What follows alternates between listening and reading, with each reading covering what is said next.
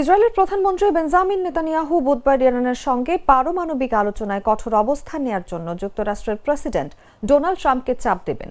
এজন্য তিনি যুক্তরাষ্ট্র সফরে যাচ্ছেন।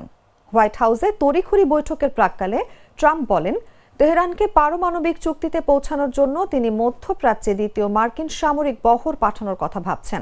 ট্রাম্পের মতে, হয় আমরা একটি চুক্তি করব, নয়তো কঠোর ব্যবস্থা নিতে হবে। তিনি সতর্ক করেছেন, ইরান বছরের পর বছর ধরে আমাদের সঙ্গে অসৎ আচরণ করছে। নেতানিয়াহুর সফরে মূল আলোচনা হবে ইরানের পারমাণবিক কর্মসূচি। এছাড়া গাজা ও আঞ্চলিক নিরাপত্তা বিষয়ও এই আলোচনায় থাকবে। নেতানিয়াহু বলেন, আমি প্রেসিডেন্টের কাছে আমাদের নীতি ও অবস্থান উপস্থাপন করব। গত সপ্তাহে ওমানে ওয়াশিংটনের সঙ্গে আলোচনা পুনরায় শুরু করা তেহরান নেতানিয়াহুর সফরের আগে সতর্ক করে দিয়েছে, যুক্তরাষ্ট্র ইরান কূটনীতিতে ধ্বংসাত্মক প্রভাব পড়তে পারে।